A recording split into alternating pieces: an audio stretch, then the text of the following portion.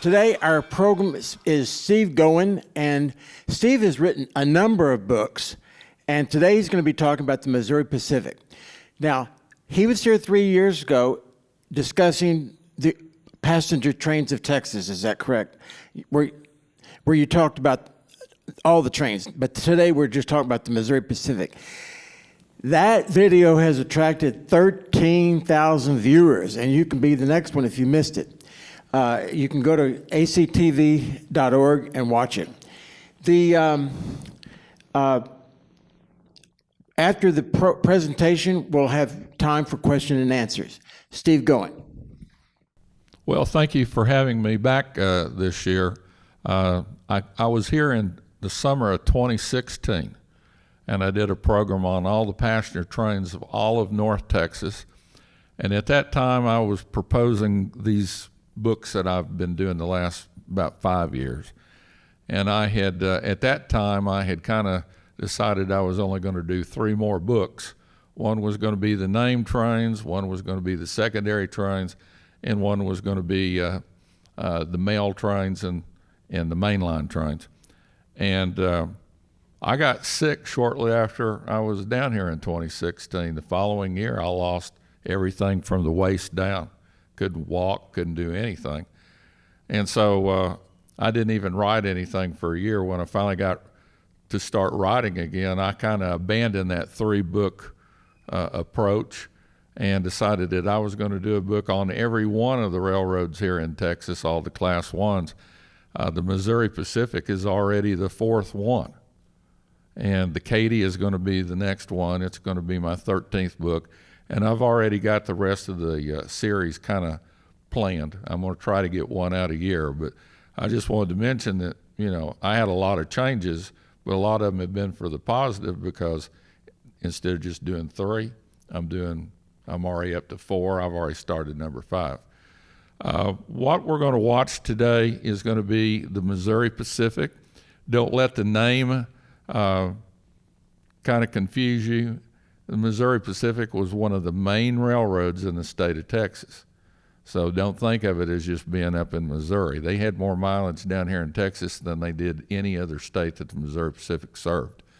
Here in Texas, the Missouri Pacific was actually a family of railroads, small lines, middle-sized lines, that just through the years kept merging and kind of turning into a little bit larger system until by the 1960s it was all just under one umbrella. It was just under the Missouri Pacific. Some of the railroads that made up the Missouri Pacific was the International Great Northern, the Houston and Great Northern, St. Louis, Brownsville and Mexico, San Antonio, Uvalde and Gulf. There was just a lot of them.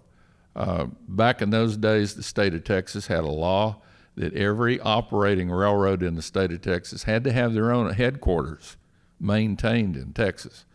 So that's why you still had so many of these little independent railroads that although the Missouri Pacific owned them, they were still being operated, at least on paper, as a separate railroad. When you think of the name Missouri Pacific, you sort of think of, well, the main town is probably St. Louis or maybe Kansas City. But actually, Houston, Texas had more Missouri Pacific passenger trains than any other town on the entire Missouri Pacific system. And we're going to be looking at quite a few of those today. But like I said, I'm honored to get asked to come back. It's been a tough 5 years. I'm glad that I'm back today. I kind of feel like I've kind of made it over the hump, so to speak. If anybody's got any questions, I'll try to answer them. Like Tom said at the end of it, we'll have a question and answer session. So anyway, we'll get started here. I'll see if I can do more than one thing at one time. Okay, this is a map of the Missouri Pacific's lines in Texas. Now, I'm not showing the Texas and Pacific. Although the TNP got acquired by the Missouri Pacific, it's going to be a separate book, a separate project. And after I do the Katy, the TNP will be next. But that's all the pure Missouri Pacific lines in the state of Texas. And we've got a lot of their early day advertisements. They had a number of main trains down here in Texas, the Sunshine Special being the most famous until the Texas Eagle came about. So we're going to start with the Sunshine Special. That was their number one top train until the late 40s. And this is at Palestine. This is southbound train number 31, which was the primary southbound train back in those days. You see almost all the cars are heavyweight cars, and that train is just packed. It was a very, very well-ridden passenger train. This is in Austin. Most of their steam locomotives that they used were 462 P-73 Pacific types. They were very, very popular on the Mopac. This is at San Marcos.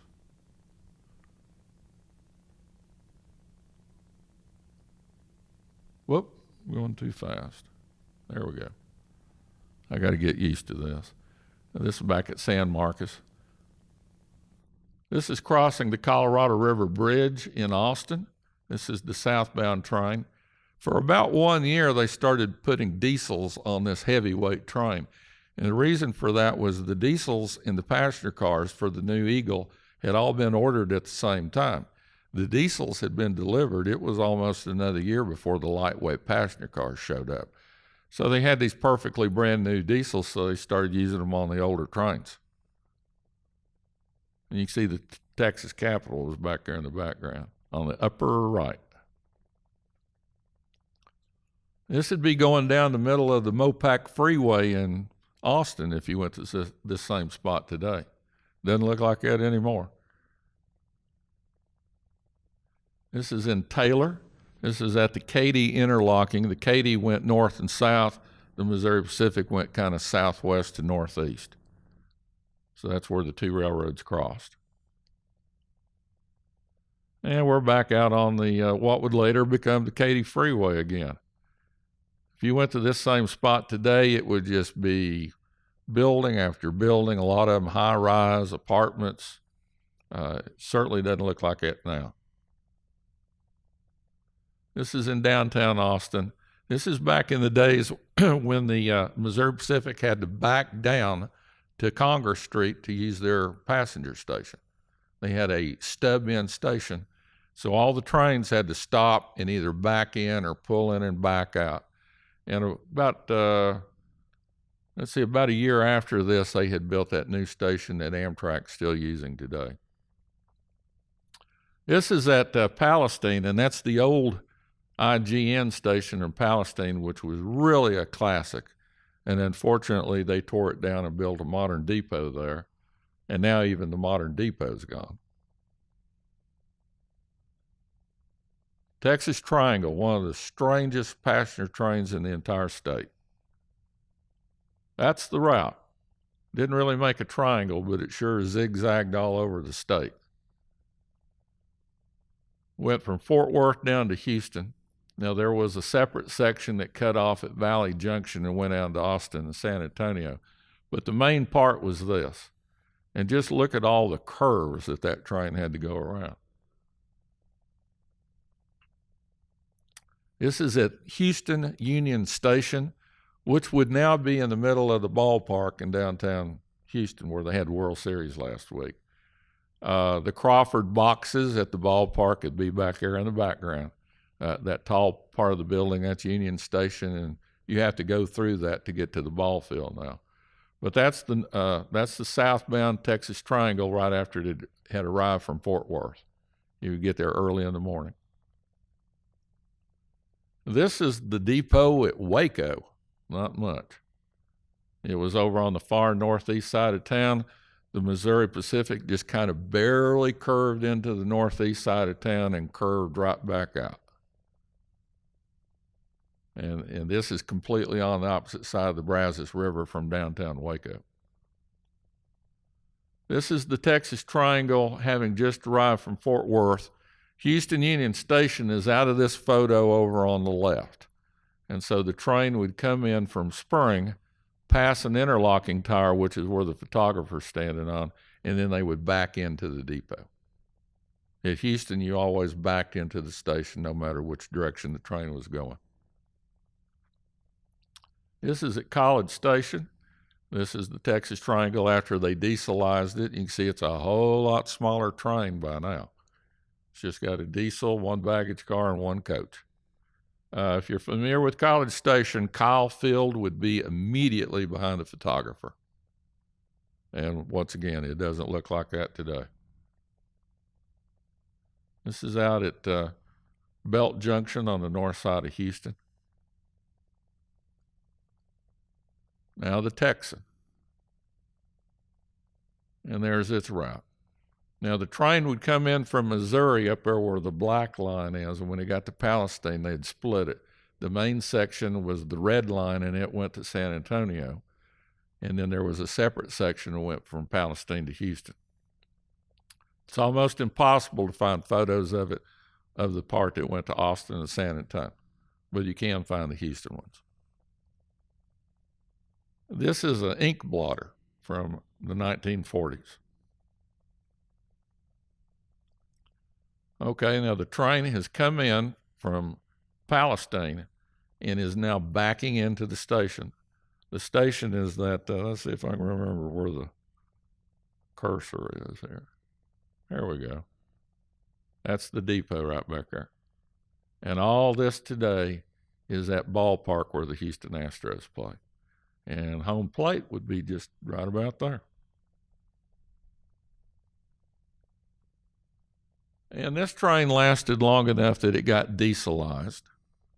Didn't last very long, but it did make it long enough that they had retired the steam locomotives and put diesels on it. The Texan was basically a mail and express train, and you can see all these first cars are all baggage, mail, and express.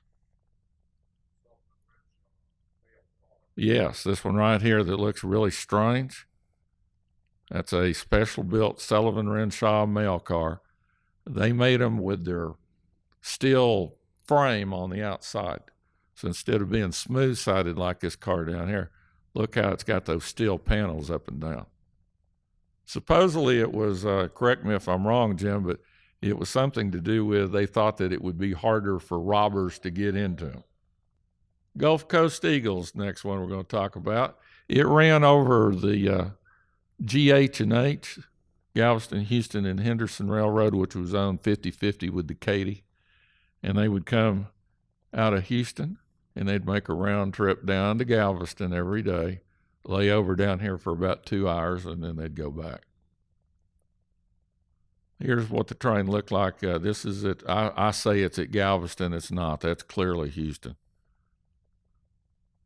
And by the way, this is my first attempt at doing a PowerPoint ever. So if I accidentally blow something up, I apologize. Here we are at Galveston. Yeah, and this is the Railroad Museum in Galveston here in this large building here. And this was another back-end station. The trains would come in from Houston, and they would turn them on a Y, and they'd back them into the station. You always did that so that the passengers who were riding in the back didn't have to walk so far to get into the waiting rooms of the stations. And the mail and the baggage cars were up front, and they really didn't care if these baggage cars were further out. It was for the convenience of the passengers. Here we are back at Galveston. And this particular train during the steam days used these smaller locomotives. And they were perfect for that little round trip down to Houston every day.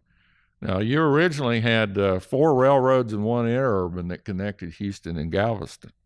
And one by one, they kept cutting them until the Santa Fe was the last one to operate between Houston and Galveston. But you had the Katy, the Southern Pacific, the Missouri Pacific, and the Santa Fe, and then you had the interurban. Their interurban was the Galveston-Houston Electric Railroad. This is the little Mopac depot at Lamarck, and this is the train going to Galveston, and this is after they had dieselized it. By 1951, they had diesels pulling it. So you got the baggage car, and you got 2 coaches. That's all they had. This is coming into HB&T Junction over on the east side of Houston. This is really close to Milby Street. Same location. Same man took these, but he used black and white film on one day and color on the next. And this train is maybe about 3 or 4 blocks from Houston Union Station. The sausage line. Okay, does anybody know why they called it the sausage line? The initials was SAUG for the San Antonio Uvalde Gulf. And there's the route. Went from San Antonio down to Corpus. And it made a round trip every day as well. And during the war, there was 2 sets of trains. There was a daytime set and a nighttime set. And there was a lot of military bases up here at San Antonio. And on weekends, the soldiers or the airmen, they'd catch those trains and they'd come down here to Corpus and spend the weekend down there on the beach. And then they would ride back. The last train to get back got back about 6 in the morning on Monday. And they had to hurry up and make sure they got out there or they'd be counted AWOL. This is at San Antonio. About the same size, same type of locomotive that they used on the trains down to Galveston. This is the beautiful San Antonio train station back here. We'll have some more photos of those later on, but there's that Indian statue up on the roof of it. But this train's leaving, going to Corpus. This is at Three Rivers, Texas, which is out in the middle of nowhere down in south central Texas. And this is where they had this water tower out there. The railroads would put water towers about every 30 miles, and you would stop and you had to water the steam locomotives. Now, if it had a larger tender, you could go further, but most of them you had a range of about 30 to 40 miles tops, and then you had to stop and put more water in it. So a friend of mine, his father was a doctor, and he used to go between San Antonio and Corpus quite a bit, and he took all these photos. And there's his 2 sisters standing on the baggage cart. Here they are. And these are boxes of brand new cowboy boots, and here they've got them on. And they're standing up here on one of these railroad express carts. There was a boot maker in Three Rivers, and so that was their reason to be up there on that particular day. They had already gone and turned in their order and got fitted.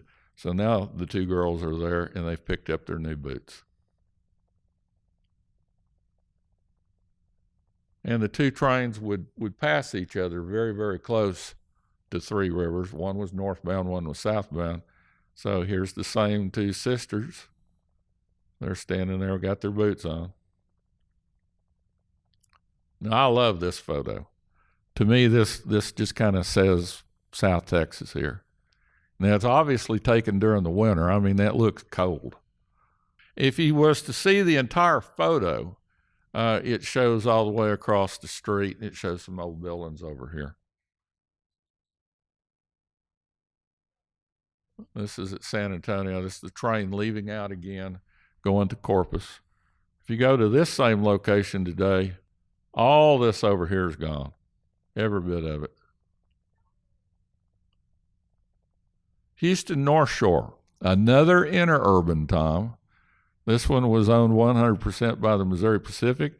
It connected Houston with Baytown.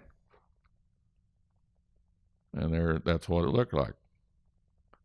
Served a lot of industrial area out that way, but people could ride it from downtown Houston out to Baytown, actually to a location called Goose Creek. This is after they had abandoned the line into Houston. All the tracks are gone, and here's the end of it right here. So when they left Houston, they kept running over to the east side of Houston, and they had a city bus that came out and would meet you out there. So you had to change from an interurban car to a bus. Here is the last electric interurban. And let's see if I can read the date on that. Well, when it started was 1927. I can't make it out.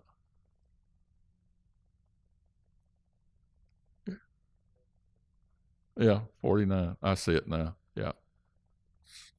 There's the first car was that date, and the last car was that date. But they didn't get out of the passenger business completely. So they got rid of the trolleys and streetcars, and they went to these. This is actually basically a twin coach bus that's been built brand new for railroad service. It's got railroad wheels on it. It's got a railroad headlight, horn, but it's basically just a twin coach bus body put on a railroad frame. The bad thing about these, though, is it had fixed axles and wheels. So it wasn't very good at going around curves. A trolley car, the trucks will pivot, but on these things, it was just locked in place. And this is at the Highlands, which was about the midpoint on that line. And you see all the electric overhead has been removed. So they've taken the trolley wire down. And here we are at Baytown at the station. This station was actually originally known as Goose Creek, like I said. It still stands. I'm not sure what's in it now, but there was a feed store in it several years ago. And notice it had these really nice concrete waiting room benches out here. So now originally this line would come in, and if it was one of those trolley cars, they'd come in and they had a balloon track here where they'd go around a big curve, and now they're pointing back the other direction. But the wheels on these things couldn't take that curve. So they removed all the track up here, and they went up here, and it just stopped. And to turn it around, they had to install a turntable. So they were out a lot of money just to keep this thing. It was only making like one round trip a day toward the end. One has been saved.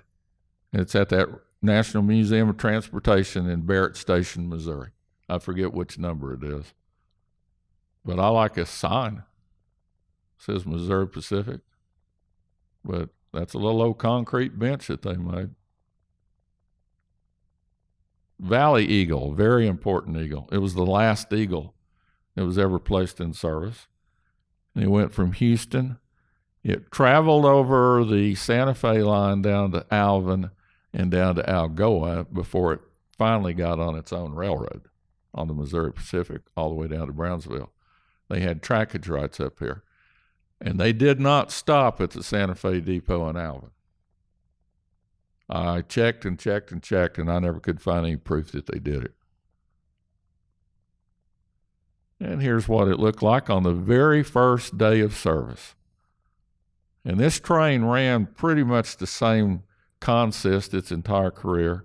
It would have a single diesel, and it would have a modernized baggage car, and then it had a streamlined, lightweight baggage mail car, and then it had two streamlined, brand spanking new deluxe coaches, and it had a dining car tucked in between those two coaches. And this is at San Benito. Here's their depot right back there. This is at Raymondville. And the sad thing is there was gorgeous railroad stations all across the Rio Grande Valley, and almost all of them are gone now. Matter of fact, I think trying to think what is the name of the one that, there's only one Mopac depot down there. I can't think of what the name of it is. Mike Bedford, you went with me down there. What was the name of that town? That's it, Progresso. Yeah, that's the only one left. And this is the southbound leaving Houston Union Station and heading to Brownsville.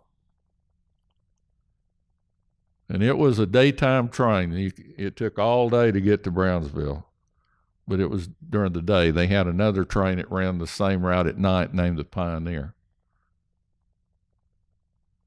This is the northbound Valley Eagle coming into Houston.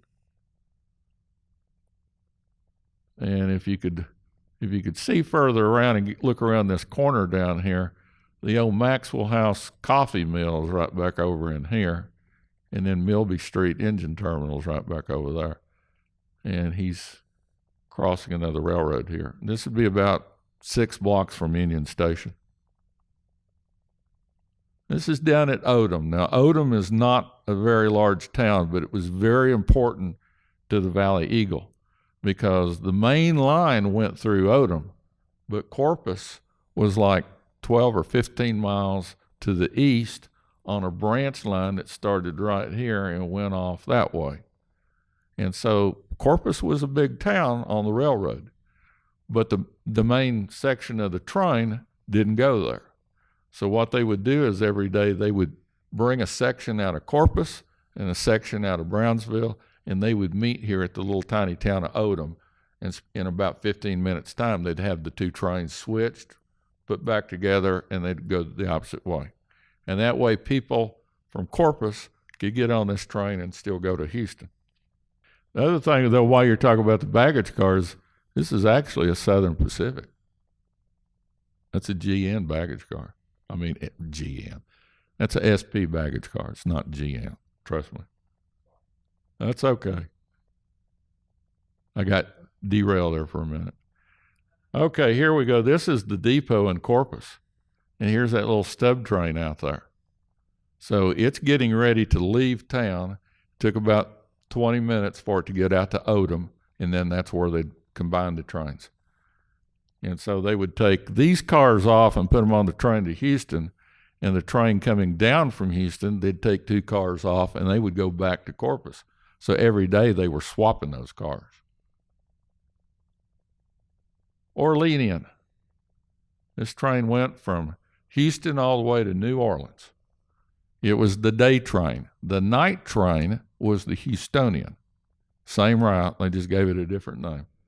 So there were eastbound and westbound Orleanians, and then at night there was eastbound and westbound Houstonians. This is the KCS/Missouri Pacific Depot in Beaumont. It was actually owned by the KCS. You can see it back there. Beautiful mission-style station. And so the Missouri Pacific train would come in, and when it got to Beaumont, they got on the same railroad, and the two railroads shared tracks all the way till they got to DeQuincy. But they were using steam engines fairly late, and that's another one of those P-73 Pacifics. Believe it or not, this is Gilbert Street. It was a street. You were allowed to drive down this. And back behind the photographer would be the Neches River Bridge. That's going down Gilbert Street. So that passenger station would be right back there out of sight. And so he's going through town. Notice he's got to have a flagman because they're going down Gilbert Street. So there's cars allowed to drive down this. So you see the trainman standing on the footboards up there. He's got a red flag. He has to flag every one of these intersections. Kansas City Southern had a lot of street trackage too, and they had to do it. They went so far as though to have a little car that had a locomotive bell and a whistle and everything else you can think of put on that car, and they would go right in front of the passenger train and ring the bell and blow the siren and everything else. But it was a city law that they had to protect that. This is the eastbound Orleanian also. This is going around the curve out at Belt Junction. Belt Junction, if you're not familiar with it, it's a location about, I'm going to say about 6 to 7 miles north of downtown Houston. And you had about 4 different railroad routes that all came together there. And you could change directions, like this train's coming from the south, curving to the east. You could come from the north, curve to the west. It was just a massive intersection of 4 substantial railroad routes. This car here is a Railway Express Agency refrigerator car. They used to ship all kinds of refrigerated food and products and stuff, and Railway Express Agency had the contract on all that stuff. Okay, this is at the same location, but looking at the other direction later in the day. So this train's coming in from New Orleans late in the afternoon, and now he's going to run down to downtown Houston. It took this train literally all day to get across Louisiana. This is crossing the Neches River Lift Bridge there in Beaumont. Whenever a barge or some sort of craft went up the river or down the river, they had to lift this bridge way up high. And it's still there. They still use it. It may be a new bridge, but the lift bridge is still there. Well, I keep doing that. There we go. Okay, we're back to the Beaumont station again on Gilbert Street. Here's the street. Here's what a Railway Express agency truck looked like back then. These guys, you could technically say that this is what UPS is today. Now, they weren't connected with UPS, but back in those days, you didn't ship anything UPS, you didn't ship anything Amazon. None of that existed. It went by Railway Express agency. And if it didn't go by them, it went parcel post. And here's a baggage car. So see the truck's there and they're going to unload it, or they've already unloaded it. These used to be basically the delivery truck all over every town in the United States. This is the back of it, getting ready to leave to go to New Orleans. Well, I did it again. And this is almost the same location, a little bit further down Gilbert Street. This is coming off Gilbert Street. So over in here, if you could look back there, that's the joint track where it was Missouri Pacific and Kansas City Southern. They get to this little location here and the line splits. So the Missouri Pacific's going this way and you can't see it, but the Kansas City Southern is splitting and going that way to go to Port Arthur. This is crossing Lake Houston. The big boy went across this August of last year, the same bridge. Back out at Belt Junction. See, by now they're painting everything Jinx blue, which nobody liked this except for, I guess, Mr. Jinx, president of the railroad. Pioneer, this is that night train that went to Brownsville. So here we are back at Houston Union Station, 1949. It's all heavyweight equipment. The Valley Eagle got the lightweight stuff. The Pioneer got all the old heavyweight junk. This train went at night. So you had to ride this. It took like 12 hours to get from Beaumont to Houston. And you were riding this old train here. There's another shot of it. This is at Brownsville. This building right here, the white one with the kind of an off blue little ball on top, that is the depot. It was a very beautiful little depot. It was another one of these back end stations. You can see these tracks, they'd go up and they stopped. The waiting room is right here. So they would just back the train in, put that last car there, or there. And then there was another track right back over here. If this picture was a little bit wider, you would see the International Bridge going to Matamoros right about there. And there was all kinds of people that would ride this train down to Brownsville, cross that International Bridge, go to a bullfight, and then come back. And on the way back, they would bring all kinds of tequila and stuff with them. Now, this old hotel is still standing, but unfortunately, the beautiful depot, and this was one of the prettiest stations in the state of Texas, they tore it down, and it's now a CVS pharmacy. So they call it progress, but I don't believe it. This is the Southerner. It was a train that came in, ran between St. Louis, San Antonio. And this is, did it again. This is at Texarkana. And that's the old state line bridge right over. The depot is right back over here. The engines here are in Texas. And if you could see back behind there, the rear of the train's still in Arkansas.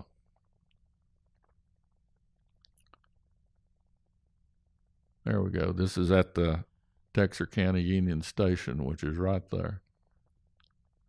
Which it's for sale, by the way. If you guys won the lotto the other night, you can buy that.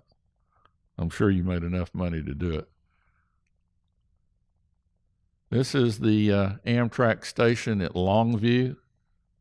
If you've ever been to Longview recently and you know the Amtrak station, well, it used to be the Texas and Pacific station. And the trains from San Antonio would come in on the Missouri Pacific, and they would use this close track right here. None of these tracks are there anymore. This has all been paved. So if you're in the depot and you're going to go out and ride the Texas Eagle today, you come out, you got to walk all the way across all this, and then the Amtrak's way out here. These station platforms are gone. There was a tunnel that went under the tracks. That's all gone.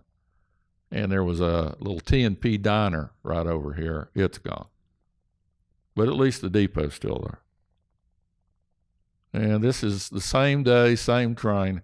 This is about a quarter of a mile down the track. The train's leaving Longview, heading north to Texarkana. This is coming into Texarkana. Pretty good sized train. Now look at all these cars.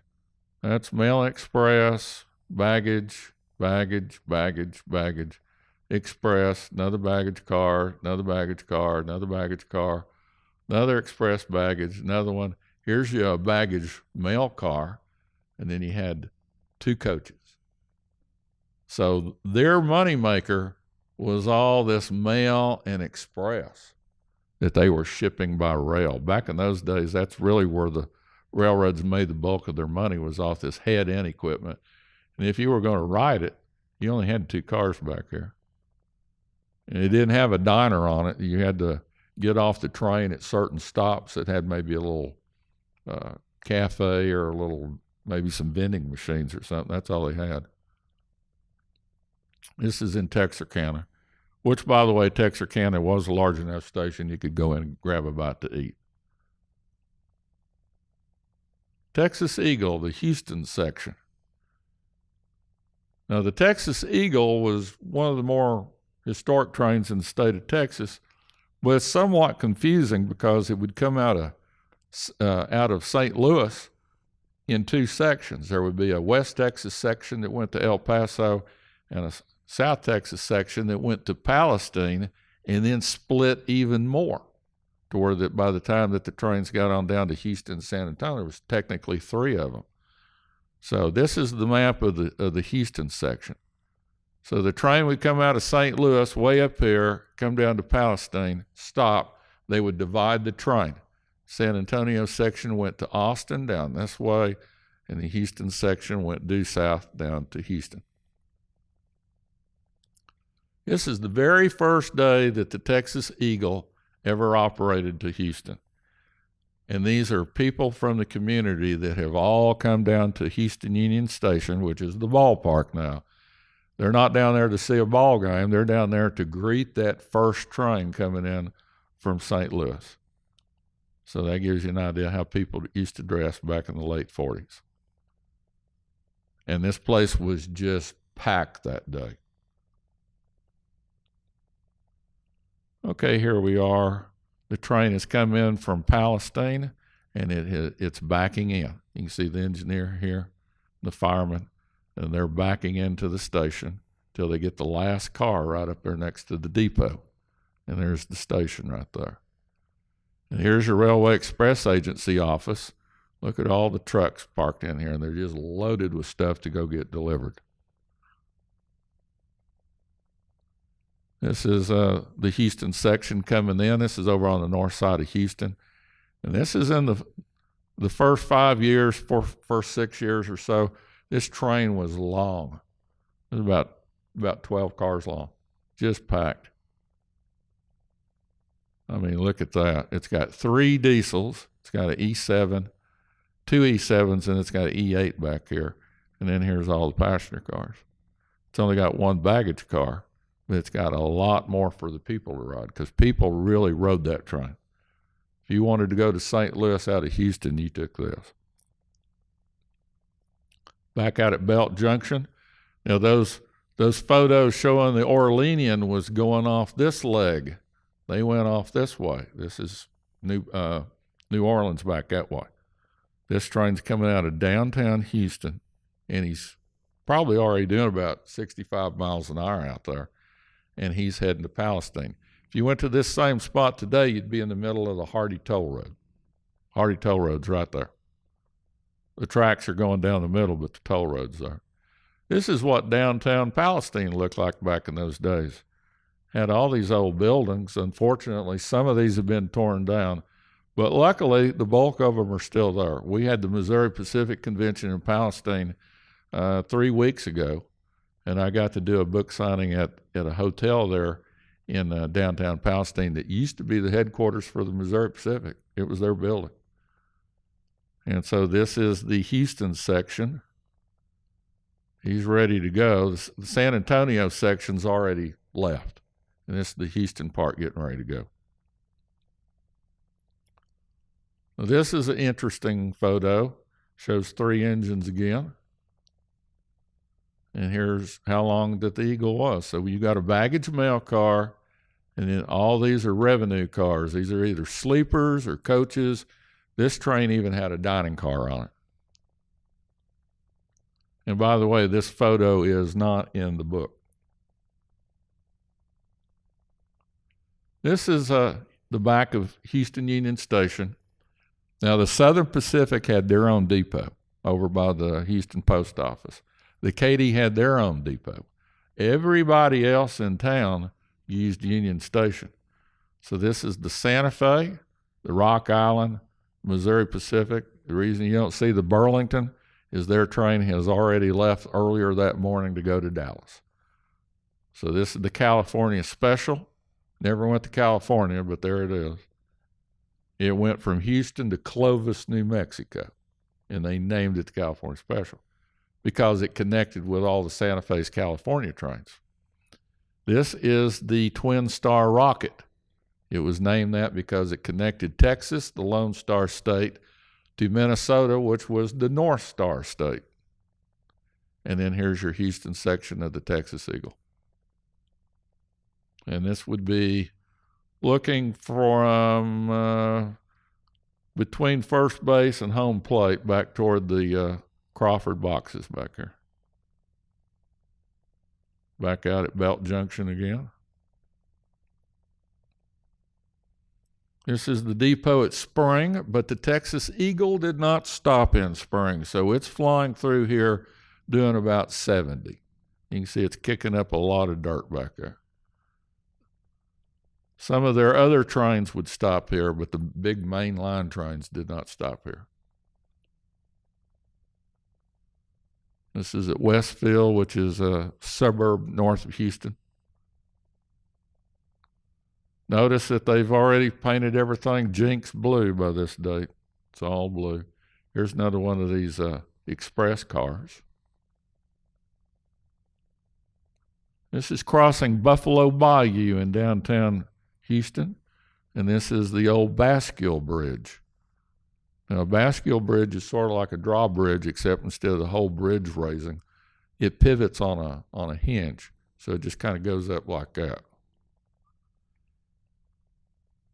Oh, I'm going to say something else here. This bridge is still there, but the railroad's all been ripped out, and there's a new freeway going up over this now, up here. It's whatever, I think it's 59. Aztec Eagle was the passenger train that went from San Antonio to Laredo, and you could cross the border and you could ride the Mexican part of the Aztec Eagle on down to Mexico City. So here was the route, San Antonio down to here, and it was timed at San Antonio. The San Antonio section of the Texas Eagle would come in from St. Louis, and they would meet up here. So if you were going on to Laredo, they would just pull your car off and stick it on there, and you just keep going. So it was a very convenient connection of maybe 30 to 45 minutes at San Antonio, and you were on your way. That's the Laredo Depot, and to my knowledge, it's still there. I haven't been to Laredo in years. Mexico would be behind the photographer, not very far. You're looking kind of north back towards San Antonio. Okay, this is how you got your meals on the Aztec Eagle. They would stop the train in Dilley, Texas, And here's the trainman or conductor, and he's standing there and he's letting everybody get off. And this is one of these little vending trucks, and you just stand in line there and they'd make you a taco or whatever. That's what they did southbound. Northbound, they would get you off on the other side of the train, and he would walk you across the highway to a little cafe across the street. So it was simpler times back then, definitely. This car here is one of the cars from the Mexican National Railroads of Mexico. And so this is how that they painted their cars that went on down to Mexico City. And you would see these cars as far as San Antonio quite often, and even further north than that a long time ago. And there's the Dilley Depot back here. But you can kind of make out that little truck. He would just open it up. See, it's got just a little hatch that he'd open up, and everybody get off and go buy them some burritos or tamales. I imagine it was tamales on most days. Oh, okay, here's the Aztec Eagle coming in from Laredo. He's coming into the station at San Antonio. That's the San Antonio Depot again with the Indian on the roof. And I'll tell you more about the Indian here in a little bit. And there it is. This is the southbound going back to Laredo. Back in Laredo. Now, the interesting thing about this photo is don't let the date throw you off. That's correct. But you're going, why is there still a mail car on this? The mail was gone by then. Well, that's because Missouri Pacific was one of the only railroads anywhere around that I can think of that used these RPO cars, baggage RPO cars. They were using them still as baggage cars. Here's the route of the main train. This is the San Antonio section of the Texas Eagle, which was their bread and butter train here in the state of Texas. So it would come in up here on the Missouri Pacific from St. Louis and Little Rock. When it got to Texarkana, it had to get on the T&P till it got to Longview. And then the Texas and Pacific operated the West Texas section to Dallas, Fort Worth, and over here to El Paso. And the Missouri Pacific would cut off and go to Palestine, Austin, and San Antonio. This was the main train. Here it is in Austin. There's the depot. This is still there. That's the one Amtrak uses today. This station platform has been removed. Here's the old Tips Engine Works. And here's the northbound Texas Eagle. Okay, here's the San Antonio Depot. It's still there. It's a miracle that it's still there, but it's a preservation dream come true. When they quit running the passenger train on the Missouri Pacific down there, they just shut this up, basically walked away. The railroad just literally just walked away.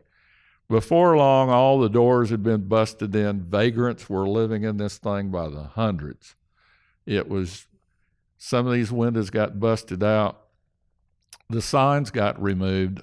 I'm sure probably the railroad removed these signs.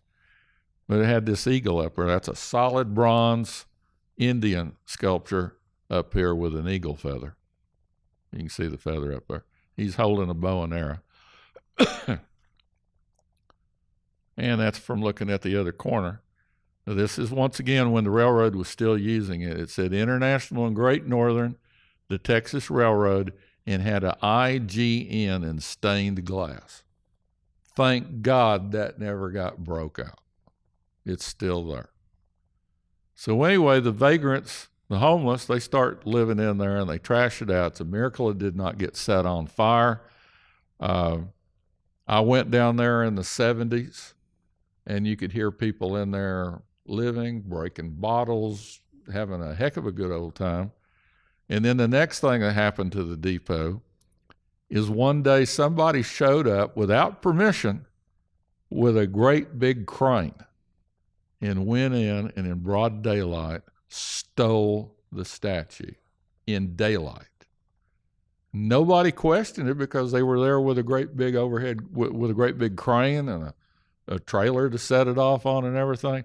So it made the news. may have made national news, but I know it did here in Texas.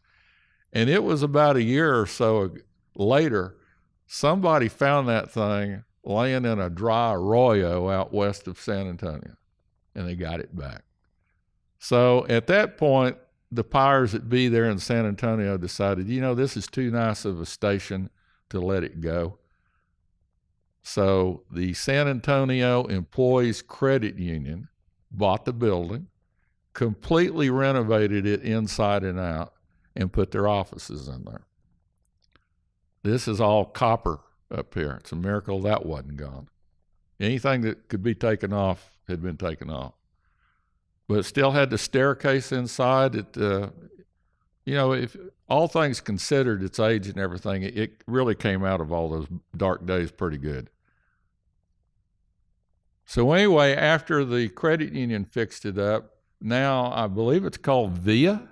Isn't that their bus service down in San Antonio? Yeah, they've got it. It's now their headquarters. So here's I've got the right train number on there finally. Train 22. This is at New Bronzeville. They had a train show down there a couple of weeks ago, and right over here is the Brontex Movie Theater. See the old marquee? That's still there. Now we're at Austin. Got U.S. mail trucks parked out there. This is at Round Rock. This is going underneath the Lee Street Bridge. This is all still there. The interesting thing about the railroad here in Round Rock is the depot was over here on the same side as downtown, but the main line's over here on this side. That's very unusual. So that's the passing siding over here closest to the depot.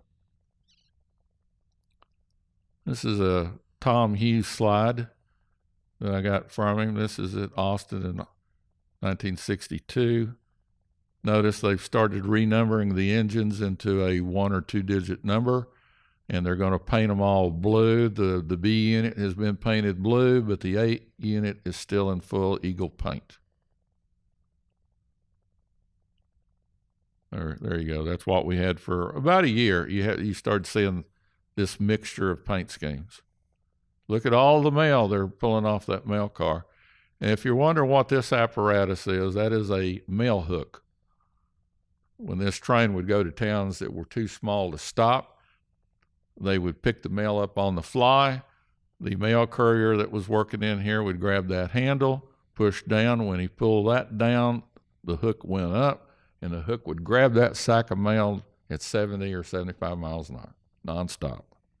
At the same time, the mail courier in here would kick a sack of mail off, and hopefully it landed where it was supposed to.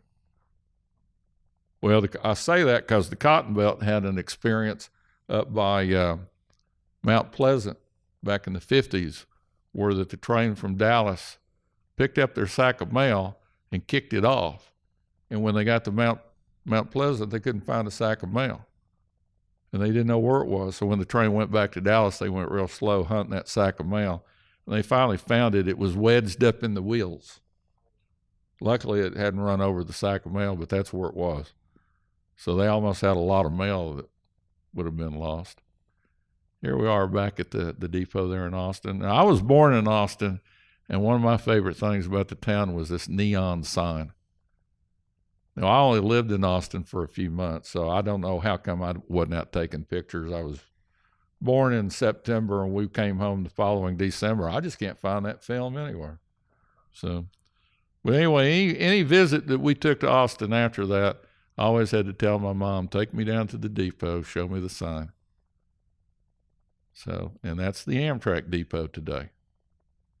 So I don't know where this went.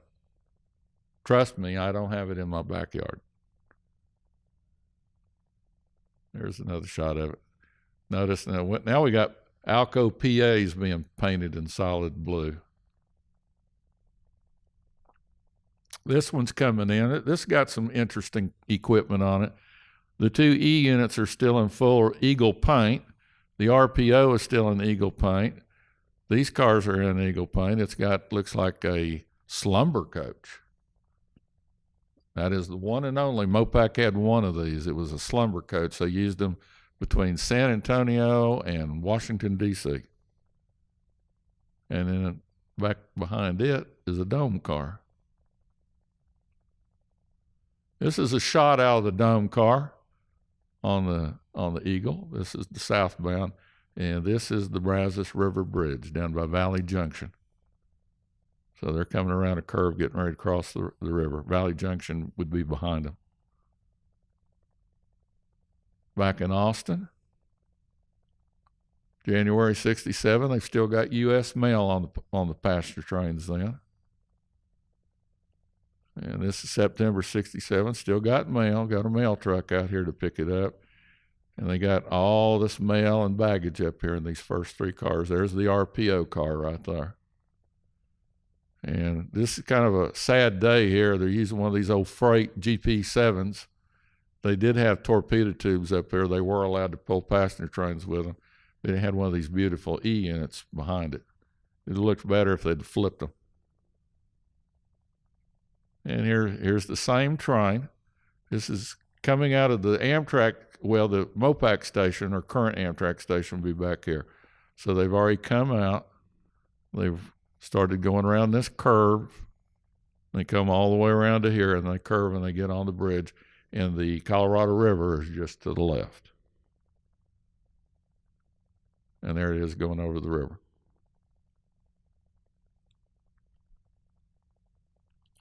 This is at Monte Vista. That is their depot hid back here. Now, it's already been closed by this date. Monte Vista was a affluent neighborhood in San Antonio. They were so affluent they had their own depot. So instead of you going down to the big depot downtown, you could just go a block or two and catch the train here at Monte Vista. Now, this station has now been torn down, but the slab of concrete and the floor tiles are still there. And there's the train heading into downtown San Antonio. This is coming out of Austin. This is the southbound. Colorado River is right back there. Downtown Austin's back over that way. So he's already came out of the station. He's crossed the river, and he's going up the hill to pull up out of the Colorado River, I guess you'd call it valley. And this is Barton Springs Road right here. If you went this direction, you went to Barton Springs.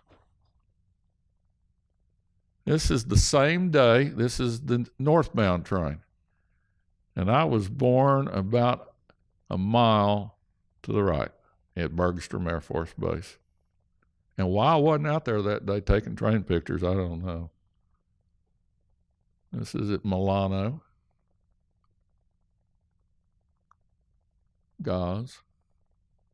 I got all these photos from Steve Patterson, who really bailed me out on this book. A lot of guys bailed me out on this book. This was a tough book to do. I'd be here all afternoon naming them all off.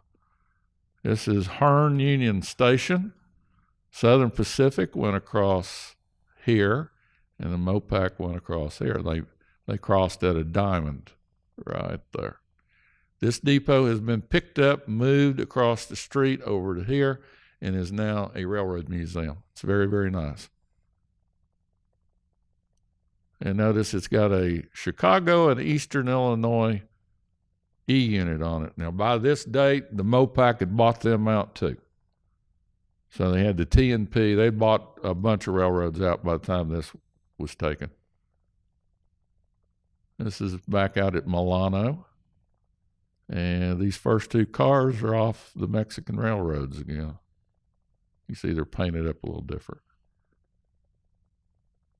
And that's at Milano heading south. This is the northbound. Milano is where the Mopac crossed the Santa Fe. But the Texas Eagle didn't stop there. The only train that Santa Fe had it stop there was the California Special, which, remember, it did not go to California. So this is Milano Union Station right here where all these people are. So the Mopac train's coming in, and it's going to stop there just for a minute. Now we're in Palestine. This is the Missouri Pacific's office building, which that's still there. And this is where they were splitting those trains. Remember, they would split the Houston train and the San Antonio train there. And that is the Palestine Depot right there, the second one. Remember I told you they tore the old one down? That's the one that replaced it right here. And then they tore it down. We're back out at Austin. September of '69, we're down to the last year of service. And if you'll notice, there's no mail car on it. It's just a baggage car. That's it. So they would haul baggage in express, but the mail's gone. Truckers all got it. This is October '69. There's a real good shot of my sign here. Up here it says Route of the Eagles.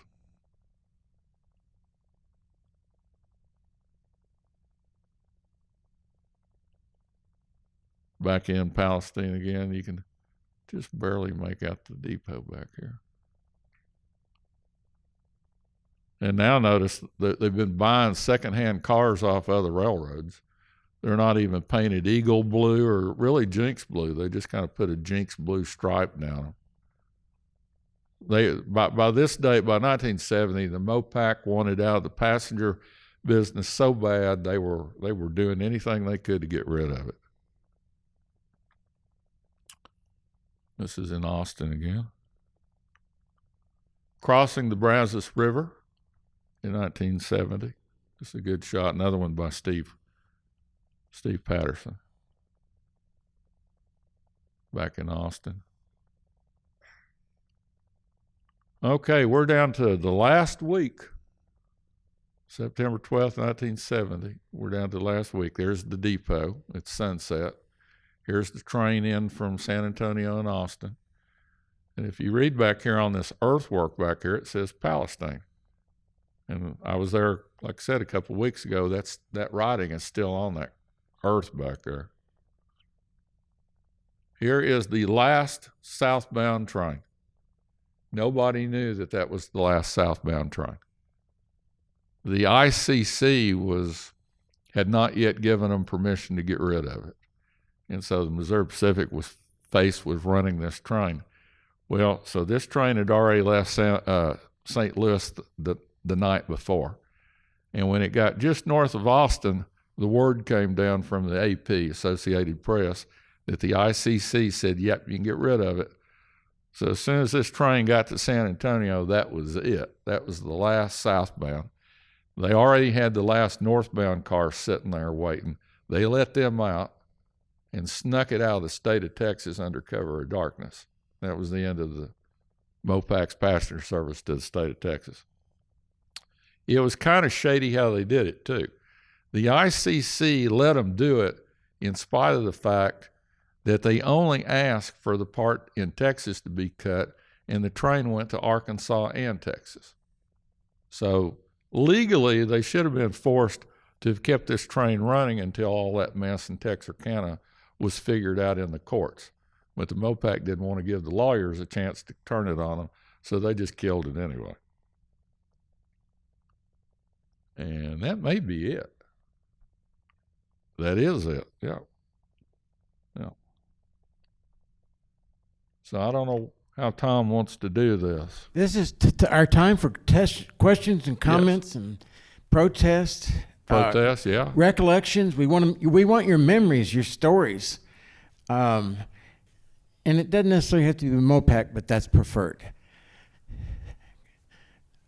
It doesn't even have to be the truth. If it's a good enough story, tell it anyway. Don't let the truth get in the way of a good story. Yeah. Questions? Okay. You've been back here every night this week, hadn't you? Okay, it's your turn to put me on the spot now. Now Come you on. can say If I all don't you know want. the answer, You can tell him he's wrong, and you tell me I'm wrong. if I don't know the answer, I'm just going to lie and make something up. Okay, it doesn't bother me. Yes, sir. I have a question and then a comment. First question is, how many of these tracks are in service today, either for freight or Amtrak? most of the ones on this Missouri Pacific that you saw, most of them are still in service. Now the branch lines aren't. The line that Texas Triangle, most of it's gone.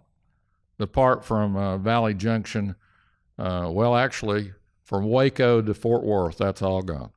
What they did is they got trackage rights over the Katy and moved all their freight trains over to the Katy. And now Union Pacific owns all of it. But most of it, the line to Laredo is a main line, San Antonio's main line, Houston, the route of the Orleanian over through Beaumont, that's all still there. The line from Palestine down to Houston, that's there. So the main lines are there. The little branch lines are mostly gone. Most of them are gone. Now that little branch line that I said that went out to Corpus Christi, it's still there. But a lot of the tracks that are down in the Rio Grande Valley, all the branch lines down there, they're all pretty much gone. And what was the other part of your question? You asked my something story else. was on the Valley line, you showed that it goes through a place called Bay City. Yes. Not Baytown, but Bay City. Yes, sir. I'm from that area, and there's a little community called Collegeport. I know right where that's at. Do Yes. you? Yes. Okay, anyway, there is a Missouri Pacific station that used to be there. The building is still there, and we call it the Mopac. It's named the Mopac. Right. It's a pretty good sized building. It's used as a community center now. Did you know that line was originally the Frisco? No? When it was first built back in the early 1900s, it was the Gulf Coast lines. Frisco owned it, and they kind of got bankrupt, so to speak, and had to go into receivership. It became an independent railroad for a few short years, and then the Missouri Pacific gobbled it up. That depot that's in Bay City, do you know the one I'm talking about? Okay, that was built by the Frisco. Now, everybody now knows it as the Missouri Pacific Depot, but it was actually a Frisco depot. Okay. Anyway, the one in Collegeport is still standing there, and I think just in the last 5 or 6 years, they were able to obtain one of the historical plaques. Oh, For the historical station. marker? Yeah, Historical that's good. marker.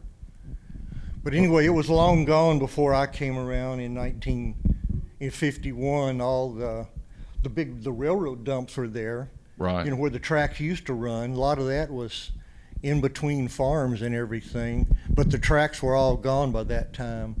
So I don't know what time it was when that line was taken, that spur down to Collegeport. I'm going to guess that it taken was out. probably taken out in the 60s. That's just a guess, though. Okay, well, I was probably 10 years old, and it was long gone by 1960 or so.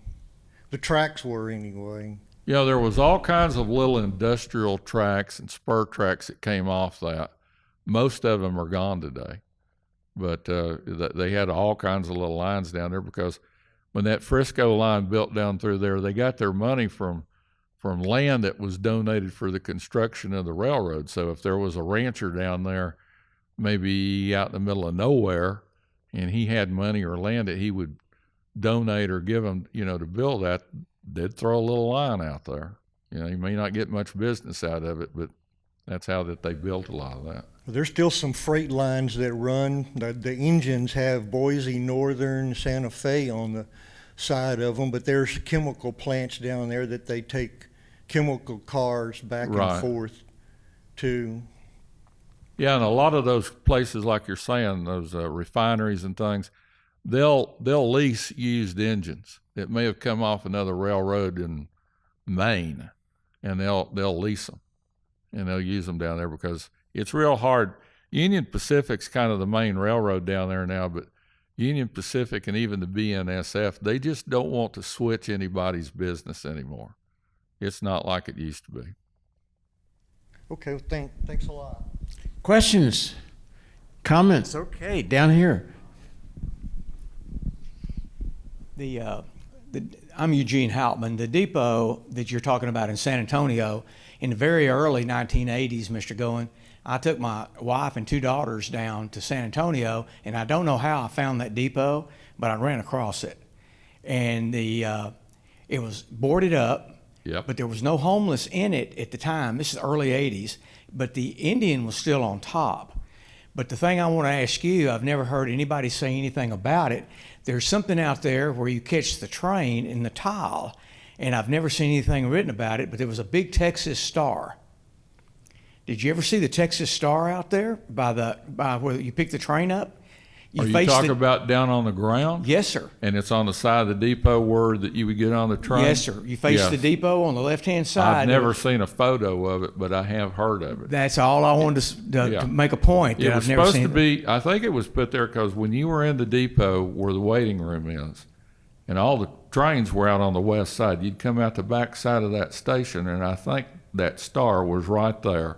And you'd go past that, and then there was the individual station tracks, and you'd go out till you found the track that your particular train was on. And the only thing I want to say is it was an amazing vacant building. And I looked in through the window and I saw that big room with a staircase, Yes. the Indian on top, and the star outside. It made quite an impression on me. Yeah, the first time that I ever got to see it was in 1980. My wife and myself, we had just gotten married, and we went down to a convention that same month in 1980.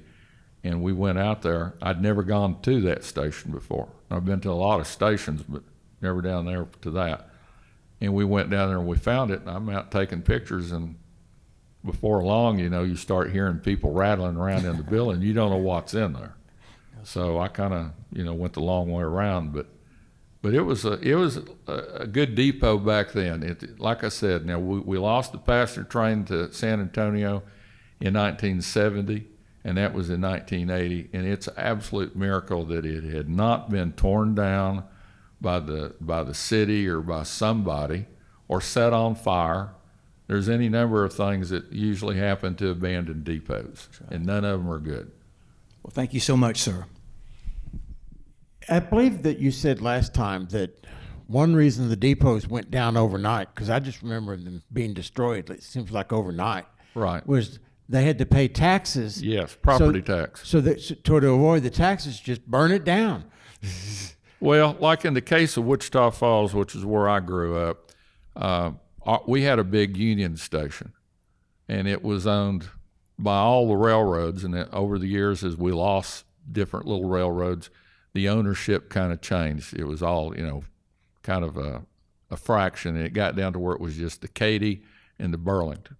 Then we lost the Katy in 1959, their passenger trains.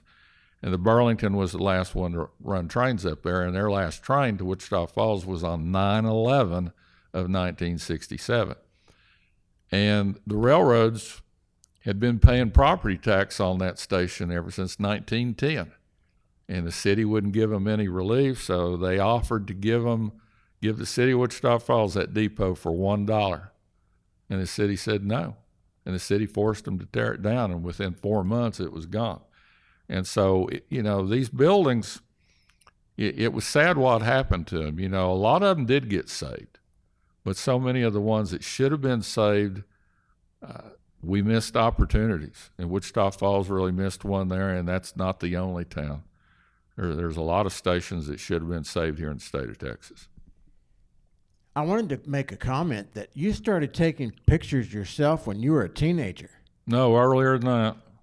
Oh, I think it was 9 months old? No, well, no, it was that trip from Austin back up here in 1956. No, actually, the earliest photos that I can remember taking were in 1967. I didn't even own a camera then. I either had to use my mom's camera, which was a Kodak 125 or 126 Instamatic. I think it was 126. Yeah. Or I had to use my uncle's 35 millimeter, and I don't know what brand it was. It was something that he had bought in Germany when he got stationed over in Europe. And he always shot slides. Now, I didn't know what a slide was. So if I was going to borrow his camera and take a picture, I was stuck using whatever film he had in it, which, like I said, was slides. You could he probably, I don't remember, but he probably said, Steve, it's got slide film in it. Duh, I don't know what that is. My mom would always shoot prints. So I had to wait on my mom and my uncle to ever get their film developed before I even knew what I'd taken in, if I'd taken it right or anything. But I started taking photos the summer of '67 within just a few months of us losing that passenger train. And I was that September, I started my 6th grade year. 6 years ago when he was here, he used slides. Remember those? Slides. And today he's migrated to PowerPoint. So please forgive any. Yeah, I'm just proud and of you you. tried to get me to scan those slides, and I went, no, I'm not ever going to scan those slides. He was adamant. No. I was like, I don't need no stinking scan, leave it alone. But now I'm doing all these other books, and I have to have all this stuff So I pushed scanned. you into the 21st century. You did, and I could say the results of these 4 books that I've done since I got sick are thanks to you, Tom, telling me to start going digital. I believe you said the San Antonio Depot is a savings and loan or something like that now. It was, and then Via, the bus company, bought it. Oh, okay. And the savings and loan went somewhere else. I don't know why the savings and loan moved out after they spent all that money renovating it. My question is, today, is it, can you walk in there Yes, just off the street? yes, and you see it? can. Yes, you can. That's all I wondered. Now, let me go ahead and point this out. San Antonio had 3 absolutely gorgeous mission-style stations, big ones. You think of San Antonio, you think of the missions, the Alamo, all that. They had 3. One of them's gone. The Katy Depot got torn down, and it was probably the one that looked the closest to one of the Spanish missions in San Antonio. The Southern Pacific Depot is still there. It got renovated. It's over in what do they call it? Sunset Square? Sunshine Square? Yeah, it's still there. It's been completely renovated. If you get on Commerce, it's on the east side of downtown. The Missouri Pacific one that has the Indian on it, and by the way, the Indian is back on it. That was my next Yeah, question. yeah, it's back on it. I think they used super glue this time to hold it in place. But it's over on the west side of downtown on Commerce. So those 2 stations are on the same street, and the Riverwalk's right in the middle of it. So it's about a mile to one, about a mile back to the other one. The Katy one was torn down as a result of they quit running passenger trains, and they didn't want to keep paying rent taxes on a building they weren't using. So the Katy ended up tearing down the one in San Antonio, the one in Waco, the one in Wichita Falls, a whole bunch of them, because Katy was broke, and they just couldn't afford these property taxes on these abandoned buildings. So that's what happened to them. Katy didn't want to tear them down, but they kind of had their backs against the wall. In the case of Wichita Falls, the city kind of forced them to do it. Excuse me. But the Katy station in San Antonio is now a hotel. I can't remember what chain, but if you've ever watched Miss Congeniality, and they have that pageant there, a bunch of the Miss Congeniality was shot on the San Antonio Riverwalk, like when she's doing the water glass deal for the talent show. That's on the Riverwalk. And there's some scenes where that the other FBI guy, Lou Diamond Phillips, comes, and they're talking to each other there at the hotel. That hotel is exactly where the Katy Depot was. So a little bit of trivia. Miss Congeniality and Susan Bullock had something to do with the Katy Railroad. There you go.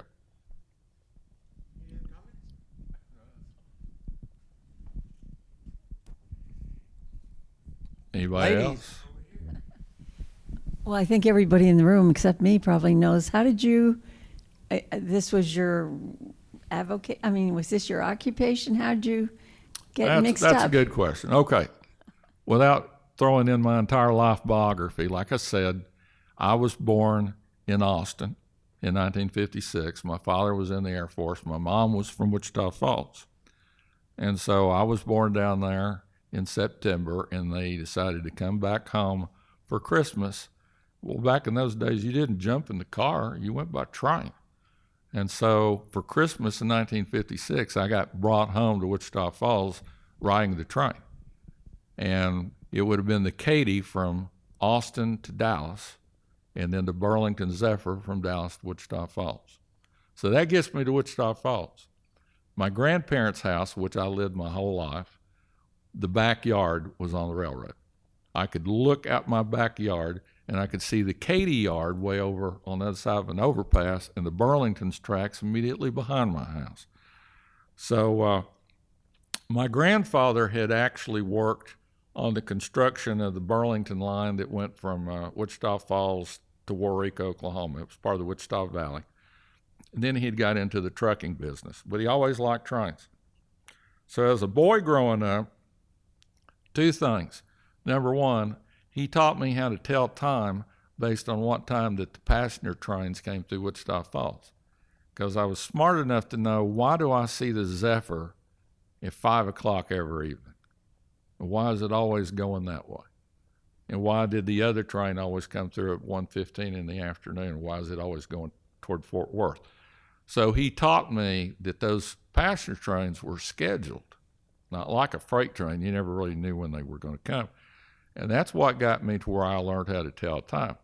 Now, on weekends, at our depot in Wichita Falls, we had a little coffee shop, a little snack shop.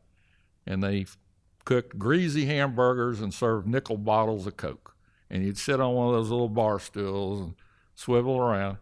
And our passenger train got there about 1:10 in the afternoon. So he'd take me down there about an hour ahead of time, set me up on one of those, buy me a hamburger, buy me a nickel Coke. We'd sit there and eat. And then about 10 minutes till the train would get there, he'd take me outside, pick me up, set me up on this ornate concrete flower pot that was out in front.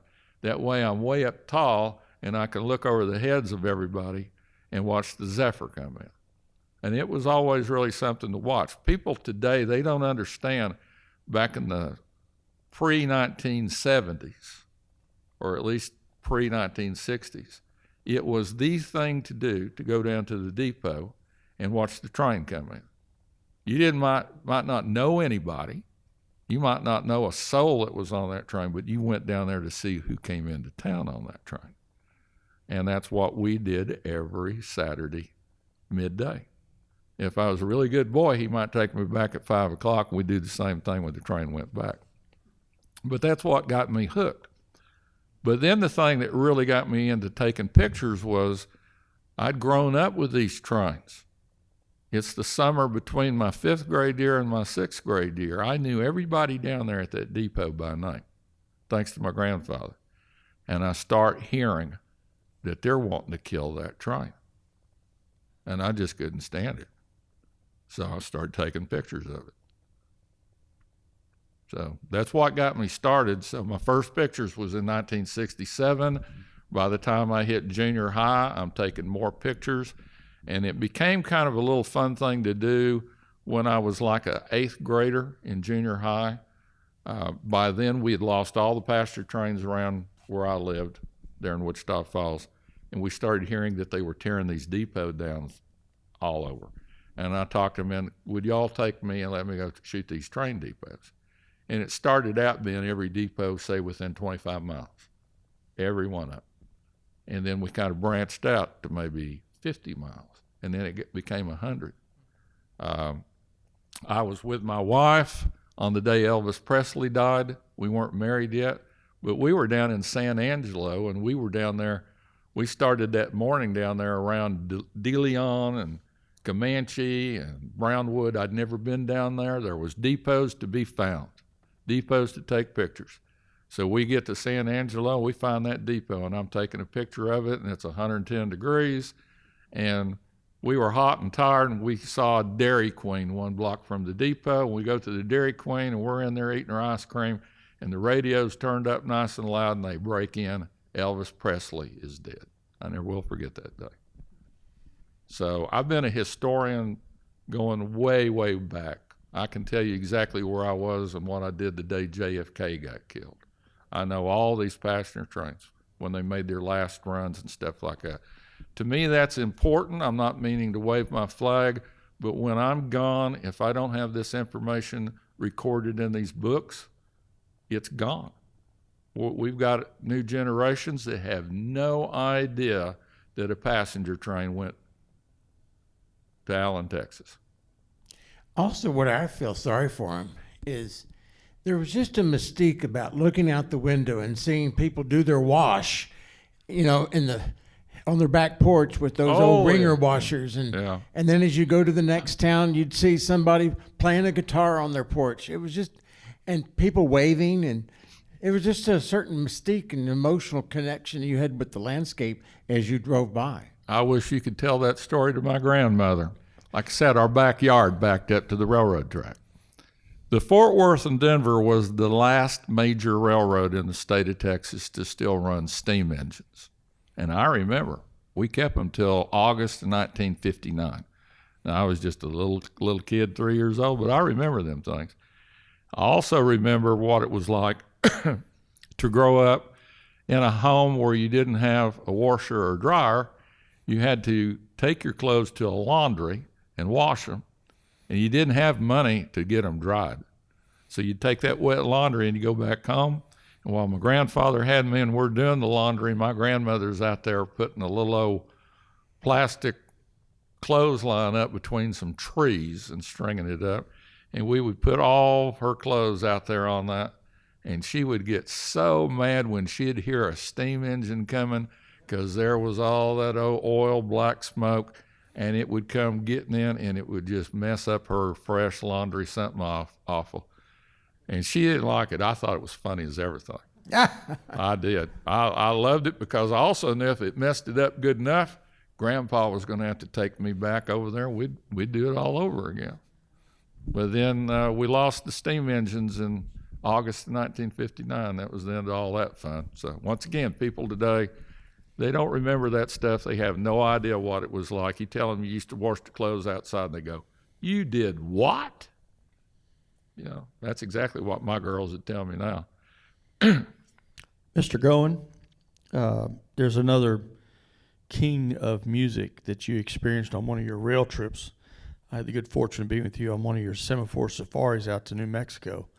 And if you remember on the way back, the day that Michael Jackson passed away, died. We were out there chasing them semaphores in New Mexico.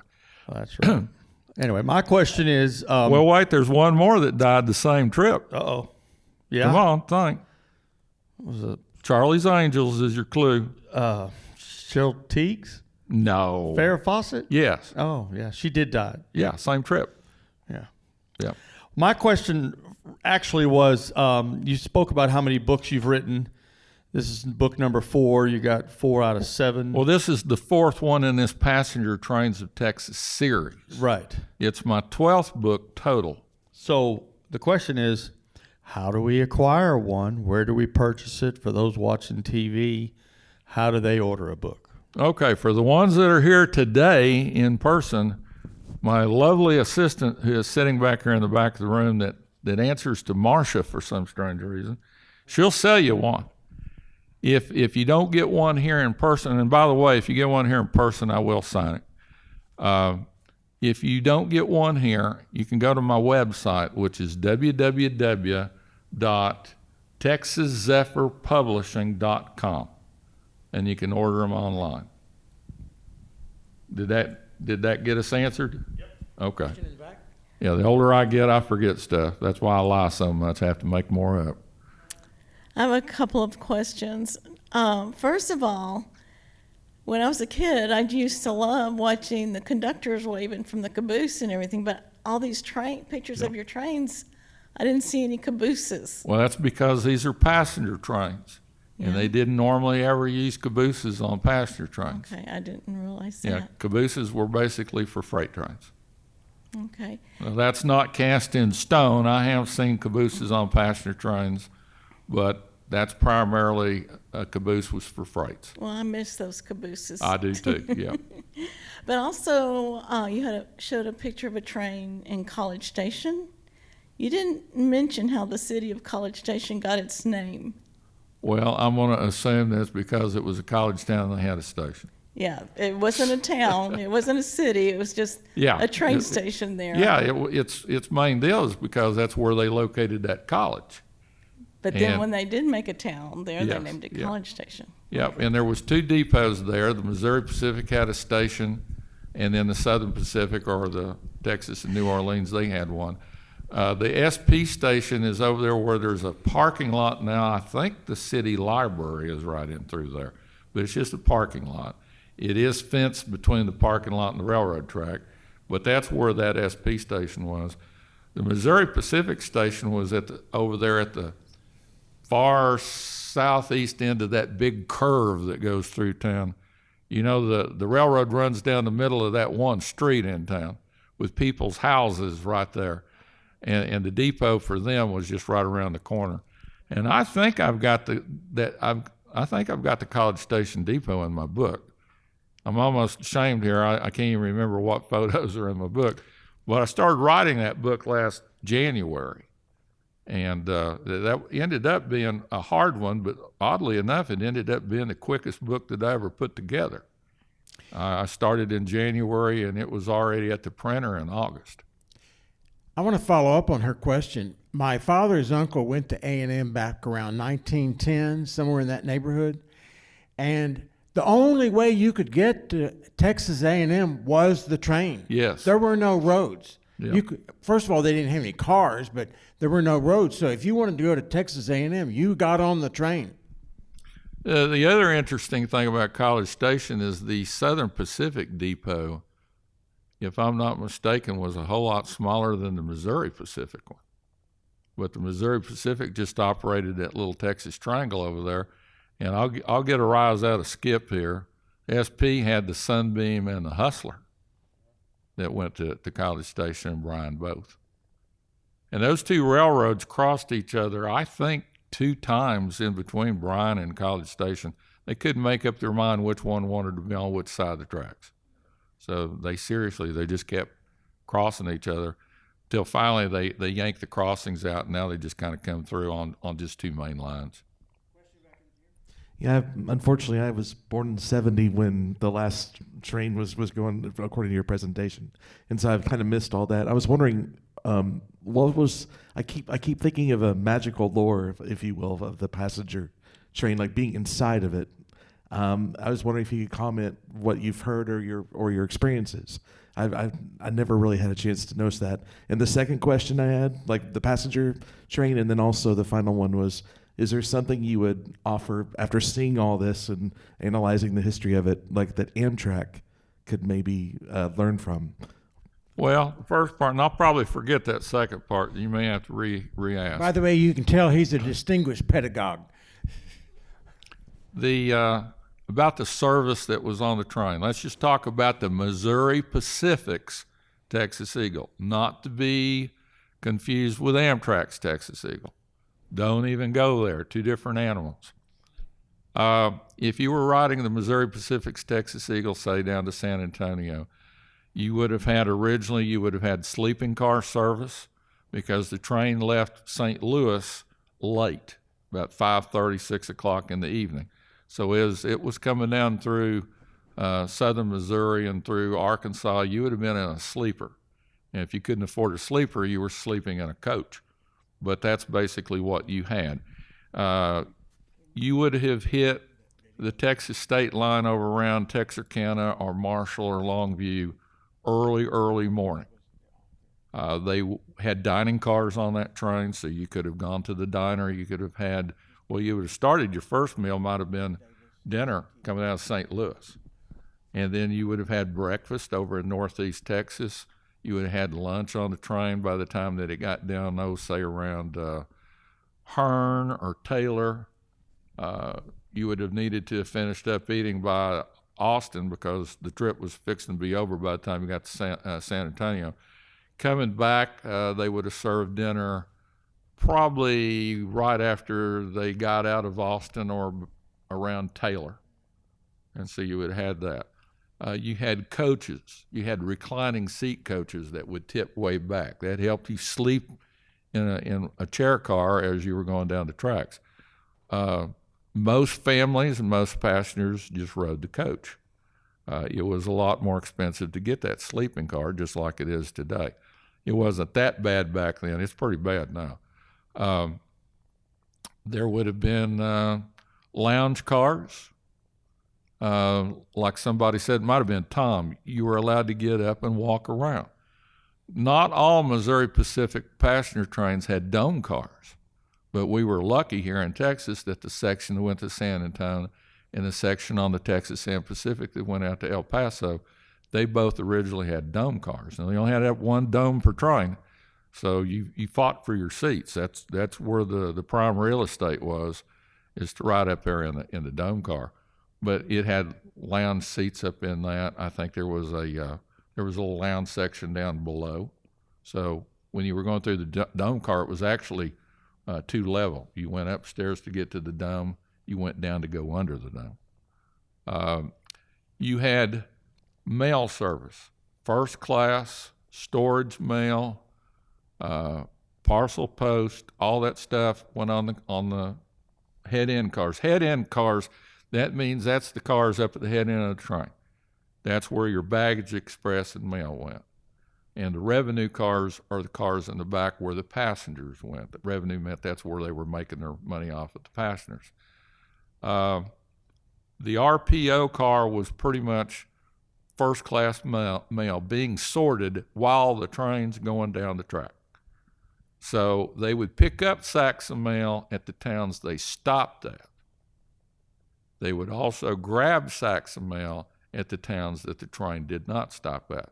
The Texas Eagle, being their number one train, did not stop anywhere except the more important towns. So here in Texas, they would, when you left Longview on the Mopac, you had Kilgore, Jacksonville, Palestine, Hearne, Taylor, Austin, San Marcos, New Braunfels, and San Antonio. Those were definite stops where that they might stay there for 5 minutes or so. They'd come out with one of those baggage carts, either that or the mail truck would just show up and back up, and they would throw sacks of mail on there or pick up mail, whichever. Also, RPO cars had slots made in the sides of them. That's the same thing as going to the post office and dropping a letter in it. It was legal. So back in those days, it was 3 cents for a stamp. So let's say that you're in downtown Taylor and you want to mail a letter to San Antonio. When that train come in here, you didn't have to hand it to nobody. You could just walk up to the mail car, open the little slot, and drop that in there. It was all that easy. It was well thought out. The train might be going 80 miles down the track, but they would be in there, a whole group of guys that worked in that car, sorting that mail just as quick as they could, just throwing it in different sacks. They had to get each sack of mail ready for the next drop-off because they've got the mail, so their next job is to get it off the train to its destination. At the same time, somebody had to be over there at that door watching to grab them sacks of mail. And you didn't want to be standing on the ground over there when they kicked one of them sacks of mails off because they were intended to hit the ground.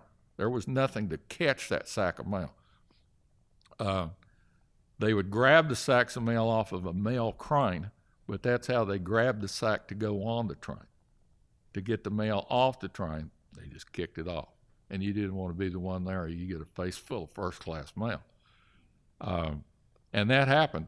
Normally, the railroads, especially Katy, would put a sign out there that said, warning, careful, do not stand here, warning for sacks of mail and stuff like that. In the baggage and express cars, that's where Big Express was. If you wanted to ship a coffin, they went in those cars. If you had ordered a bicycle from Sears Roebuck catalog, it was shipped in there. And then when that kind of stuff got to different towns, it would get set out, and that's when Railway Express Agency, which would basically think of UPS, that's where that they would pick that up, and then they would take it and start delivering it around town. In Wichita Falls, it was not uncommon for them to pick up mail in Wichita Falls and already have it ready to be kicked off the train in Henrietta, 18 miles away. Henrietta would get first-class mail within an hour of it leaving Wichita Falls for 3 cents. Think how many days it takes now. Yeah. I'm So going to ask the the- last two well, questions. Well, hang on, Oh, Tom. sorry. The other part of his question is what would I recommend they do today? We really lost out on a golden opportunity back in the 60s when the federal government took the mail off the trains. They were taking the mail off the trains at the exact same time that Amtrak was first being thought about. The mail's gone in 1967. By the start of 1968, it's gone. Amtrak starts over in 1971, but they were already discussing it. Where I really feel like that the railroads, mail service, the United States government, I think that they really missed the boat by jumping ahead on that. They should have. Everybody knew that the first class mail and the parcel mail and all that stuff and the baggage and express was what the railroads were making their money on. It wasn't the passengers, because by then we had interstate highways. So the public has turned away from riding the trains in most part. Not completely, but in a lot. Had we left the mail on those trains in 1967, and I'll use Wichita Falls as Texas Zephyr as the example, we had mail to the last day that train ran. The last day, we still had mail. That train never operated a single day without hauling the mail. So we don't know if it would have worked or not. Nobody gave it a chance. Had we left the mail on these trains and at the same time kicked Amtrak in and got it going at the same time, Amtrak wouldn't be in the financial mess that it's in today. It would also just be like these other trains, would have been making its money to begin with the mail service, and then the passengers second. And you want it that way because as ridership fluctuates, you may have periods where we're making money or we're not, but the mail's constant. It's constant. So we should have kept that. Had we done that, the post office might not be in the current mess that it's in and has been in it for a long time. Those 3-cent stamps went into effect in World War II, and it was still 3 cents in 1967.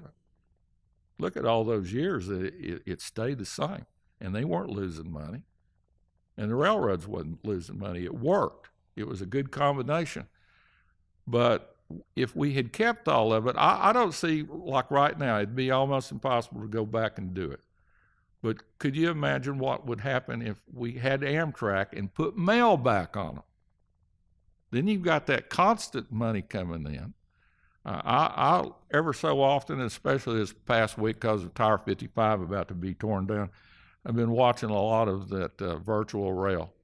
And I watched the Texas Eagle come limping in to Fort Worth with 3 cars, 4 on a good day. During the height of Amtrak, it had 8.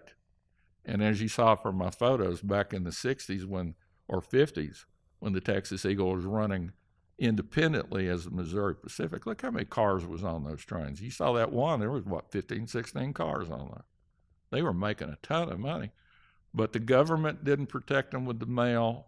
The Teamsters wanted the mail contracts. That didn't help. The federal government's paying for interstate highways for the trucks. The railroads wasn't getting any of that money to help keep their tracks up. So it all by the 1960s, it got severely unbalanced to where it was just no way to win. It sounds like the Teamsters had some politics in Washington to make this happen. Oh, yeah, they definitely did, because the very next day in Wichita Falls, that first class mail went out of town by what? Trucking. We got 2 more questions here. Just really a comment on the Amtrak situation is that they tried freight.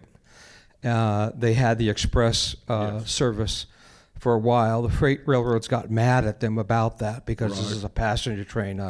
They also tried the what was called the flexi van, which was the trailers that had rail wheels underneath it.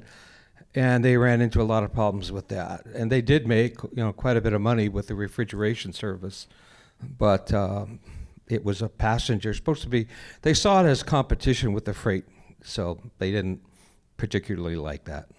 Well, Skip, my friend back there, wave at everybody, Skip. Wave. There he is. Skip went with me, and so did Mike Bedford. Wave at us, Mike.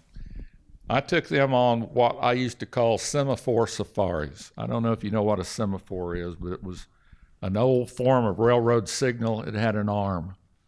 If it was up, it was green. If it was sideways, it was slow. If it was always down, it was stop. They were all over the United States 100 years ago.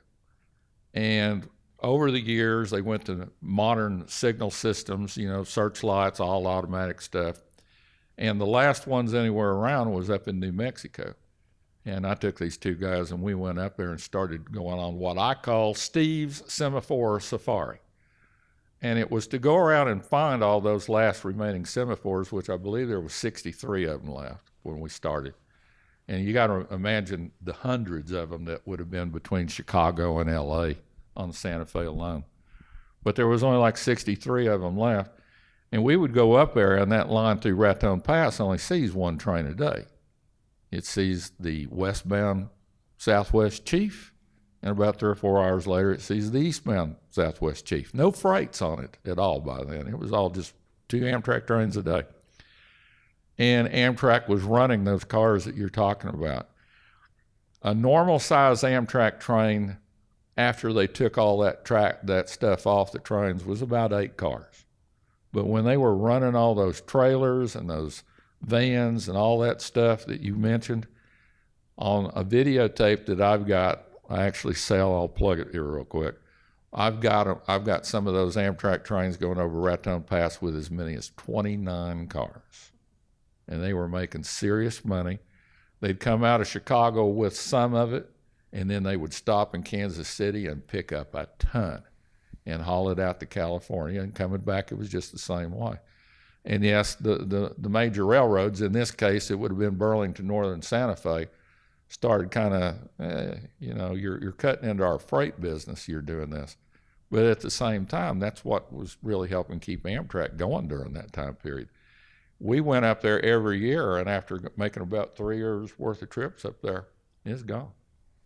It was all gone. Amtrak lost every bit of that business.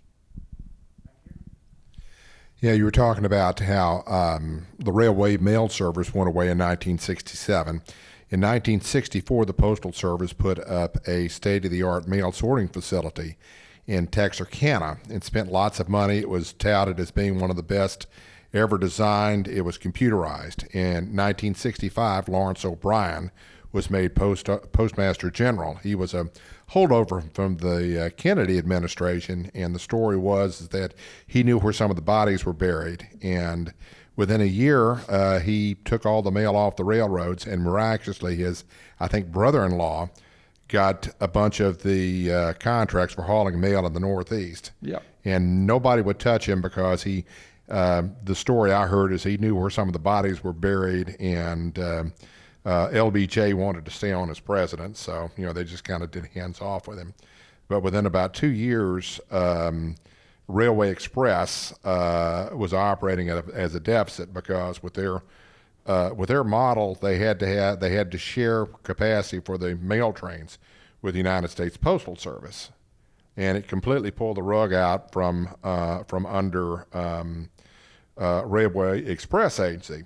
Also, the railroads were told that if they were going to haul U.S. Postal Service mail, they had to buy new mail storage cars and new RPOs, and that was in 1964. And they did. And they did. Shut it down 3 years later. They shut it down 3 years later, and these were almost brand new. Brand new cars. And my grandfather was a postal employee, and he said, that was the Lawrence O'Brien. You get the efficiency award, and he's considered to be the golden child of the Postal Service. He's the one that actually made them the productive company they are today. I mean, that is literally what they were saying when he was still doing the mail stuff. This is the golden child. Well, going back to the example in Wichita Falls, which Tom might kind of relate to this since it's the train that went to Vernon. The Burlington had mail cars on the Texas Zephyr since day one. 1940. They had brand spanking new mail cars. And in 1960, 7, they decided we want to get out of the passenger train business. Now, they still had the mail service, and they also still had the riders. That was something unique. The Texas Zephyr was making a ton of money. You could go down to our depot in Wichita Falls, there'd be, maybe a couple hundred people standing around down there watching the train, but ridership was heavy. I don't know exactly how many people were still riding it, but it was heavy ridership. So the head of the Burlington decides in March of 1967, we don't want this. We want to go freight only. And it didn't matter that the numbers were there. They were making a profit. So they go before the ICC and applied for permission to get rid of the Texas Zephyr. And in their application, they say, well, we got to get rid of it because we're losing money because we lost our mail contract last year. They didn't lose no mail contract in 1966. They hadn't even lost it in 1967 yet. The ICC, which is back in those days, was just as bad as your Teamsters and everything. It was all political. And the ICC sat there and during the testimony sat there, oh, okay, so you lost your mail contract? Oh, okay. And considered that what they were being told was gospel, and it was an outright lie. So they have all those hearings that summer, and they have hearings in Wichita Falls and Fort Worth and Amarillo, and they have all these people that ride that train every day that went and tried their best to testify, don't get rid of the train. That's our only way that we can get around. We had a businessman in Wichita Falls named Saul Gleckman. I think he was a buyer for Neiman Marcus. Don't hold me to that, but I think he was. He wouldn't drive to save his life. Everywhere he went had to be by train. And he counted on that train out of Wichita Falls to come down to Dallas, do his shopping and everything for the company, and then come back home. And so they had all those hearings, and the ICC still hadn't decided if they were going to side one way or the other. Well, we knew what it was going to be, but they hadn't announced it yet. The mail's still on the trains. We're up to August of 67. They're still running 13, 14-car trains every stinking day in both directions, just loaded to the brim with mail and Railway Express Agency. So they decide that they're going to finally announce that they're going to get rid of the train. They announced it on a Friday. So on Saturday, we still had the 2 trains. On Sunday, we still had the 2 trains, but the last northbound went out Sunday. And then the next day was 9/11, and that was the last southbound coming down from Denver. Once again, loaded to the brim with mail and express. That train never operated. Okay, now its history was 1940 to 1967. Okay, picture that. World War II, Korea War, Vietnam War. They're running that same train for all those years. It never lost a sleeping car. It never lost its diner. It never lost its lounge car. It never lost its mail cars. It never lost its Railway Express Agency contract. Yet they had told the ICC in March, we've already lost all that. You got to give us an excuse to get out of this. We're going broke. It was out and out lie. That happened all across the United States in 1967 and early 68. A couple of anecdotal stories, and then I'm going to ask you a cultural question. My grandmother and grandparents in their barn had these crates. They were kind of wooden crates, and they explained to me that that's how they sent baby chickens into town, like from, say, to Sherman for the grocery stores there. Right. And they shipped them on the train. Yes. When did that quit? When did that quit? I'm going to say the same time that the mail came off because they were being shipped by parcel post. Am I right on that, Marcia? How's chicks shipped? Yeah, but by what rate, what method? Railroad Express. Yeah. I mean, I found that astonishing to send baby chickens on the train. Second anecdotal story, I remember we used to go down and send our Christmas presents by train. So we'd get, week before Christmas. Same thing, Railway Express. And I remember you get your ticket, and my father paid the fee, and it went from like $1 to $1.50 or 50 cents to $1, something like that. And he was so upset because it went up to 50 cents, and that's nothing now, But one cultural question: what has the loss of these passengers' trains? How has it adversely affected our culture? Oh, that's a good one. I needed to study up on that. In my opinion, when everything was being done by rail, I think the country was more united because everything was scaled down. It was on a local basis. These passenger trains, they serve these small towns. And so I think just everything was that way. I mean, when you think back to World War II, think how the troops even moved around. It was all scaled down. It was on a more one-on-one. If you went to go eat something in the dining car, it was more personal. In a lot of cases, you knew those guys. Like I said, I grew up knowing a lot of the ones that worked on the railroad there in Wichita Falls. And you would know them by name, or you at least knew what their job was. And my grandfather would take me down there, and there was assigned jobs, and a lot of these jobs are gone. They left out as soon as we lost the passenger trains. A lot of these jobs, you had, in passenger trains alone, you had your main guy, the one that called all the shots was the conductor. Okay, not the engineer. The conductor is what controls the train. And he's the one wearing the flashy suit. Now, that's not your freight conductors that's riding in that caboose. Who was it? Was it you? Somebody asked me about cabooses. Oh, yeah, back there. No, the main one, he's wearing the flashy suit with the hat and the whole bit. And he had the top job on the railroad. If you got a passenger train conductor's job, you were there. You were there. Their assistants were trainmen. They had a nice uniform too, not quite as fancy of a cap. You had your cooks that was in the dining car. Who's in charge of the dining car? The dining car steward was.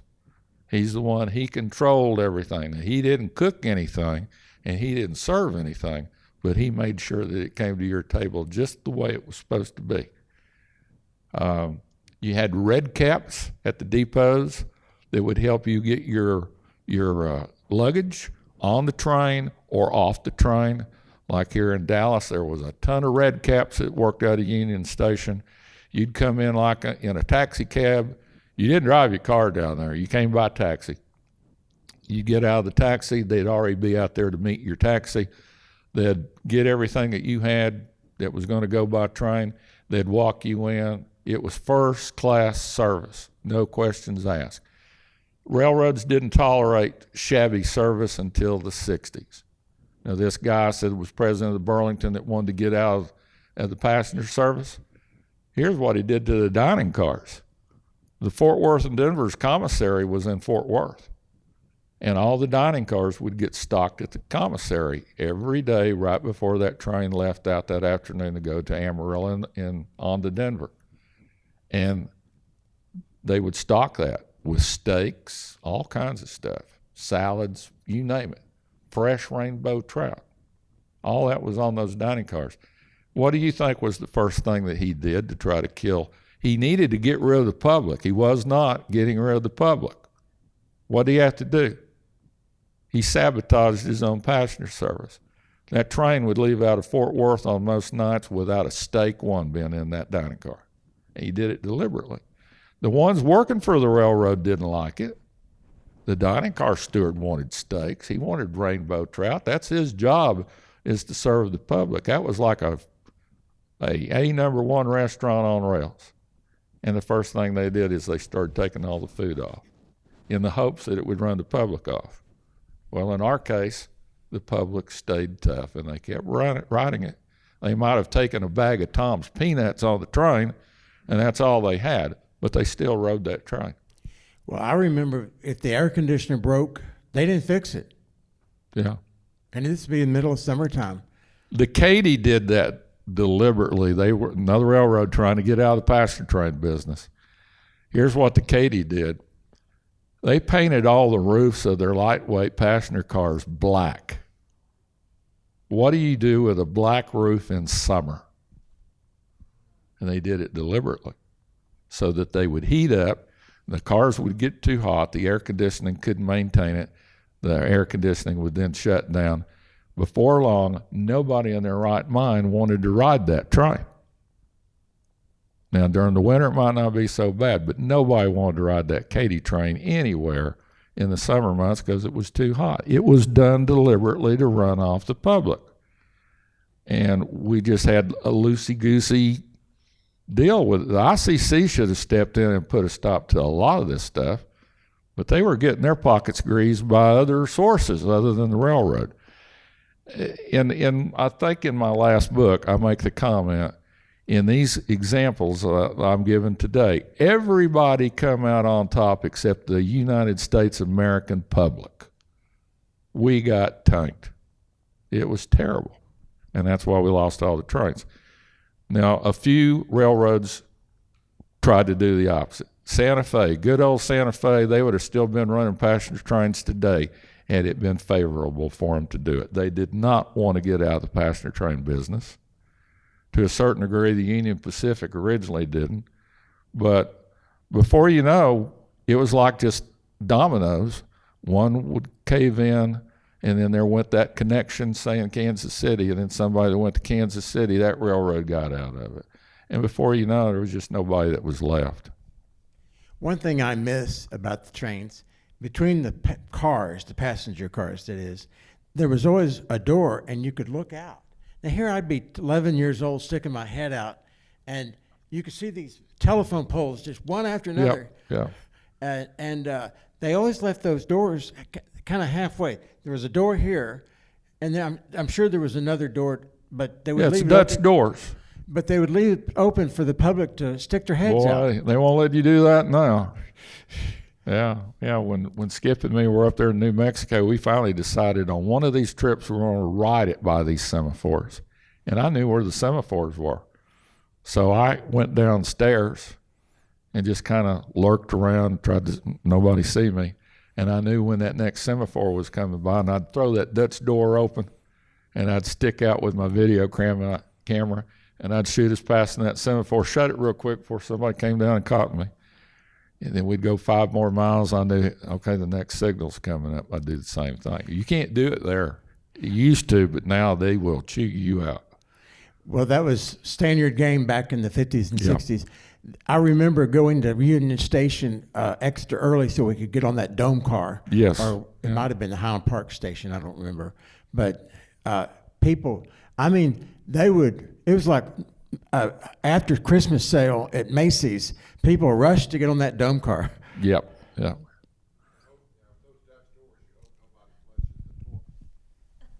Oh yeah, gotta get this on, Mike. One of the disadvantages of the old days with the Dutch doors is the toilets of the period used to flush on the tracks, and the idea was that the material, let's call it that, would disperse and basically be very, very few parts per million in the air like that, but you could get a distinct fragrance if you're in the Dutch door on certain times. It's somewhat reminiscent of getting next to a train of stock cars.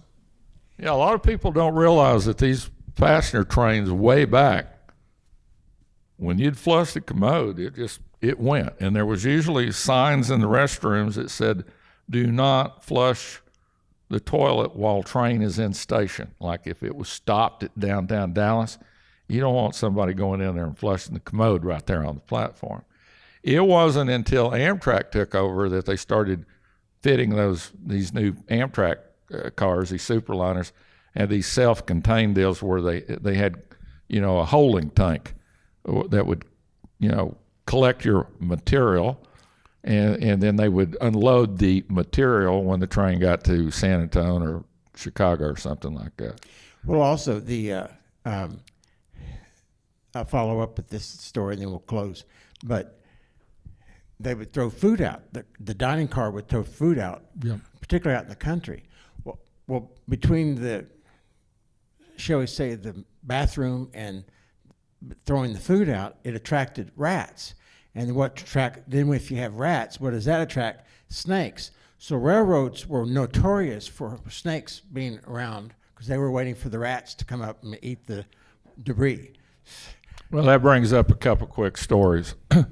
On the Texas and Pacific, which was part of the Missouri Pacific, they ran their passenger train all the way out to El Paso.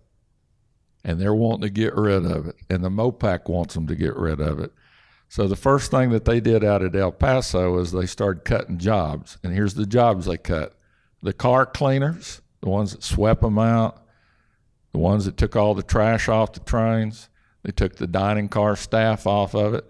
So before you knew it, that poor little old train that used to be known as the West Texas Eagle is now unnamed, and it stops at Colorado City every morning for breakfast, and that's the only food service that was even on that.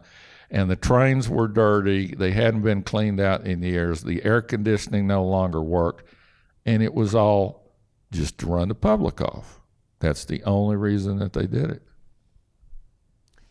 Steve Goen, thank you so much. Avoid freight cost and mailing costs because you can buy your book here. You can have your picture taken with the author and get a signed book. Thank you all for coming.